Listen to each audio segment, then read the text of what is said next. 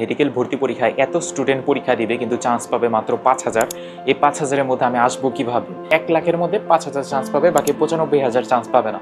এখন এই বাকি ৯৫,০০০ কেন চান্স পাবে না? এই চান্স না পাওয়ার ৩টা কারণ আছে। মেইন যে কারণ ওটা হচ্ছে পরীক্ষার হলে ভুলটা করা।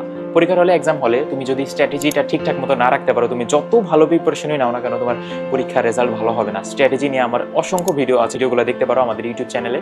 প্রত্যেকটা ক্লাসের মধ্যে স্ট্র্যাটেজি নিয়ে কথা বলা আছে। সেকেন্ড যে ভুলটা, ৯৫,০০০ স্টুডেন্ট চান্স পাবে না পর্যাপ্ত পরিমাণে প্র্যাকটিস না করা, অর্থাৎ পর্যাপ্ত পরিমাণে পড়াশোনা না করা। পড়াশোনা না করা মানে তো প্র্যাকটিস না করা। সেকেন্ড কারণ, ওভারকাম করার জন্য তোমার কি করা লাগবে ওটা তুমি নিজেই জানো, যে পড়া লাগবে, প্র্যাকটিস করা লাগবে, এক্সাম দেওয়া লাগবে। থার্ড যে কারণটা চান্স না পাওয়ার পেছনে, প্রথম দুইটা কারণ ঠিকঠাক মতো হয়, লাস্ট যে কারণ ওটা হচ্ছে মেন্টালিটি। প্রথমে তুমি ভাইবা নাও যে তুমি ৯৫,০০০-এর মধ্যে থাকবা, ৫,০০০-এর মধ্যে থাকবা, এটা ভাবো না।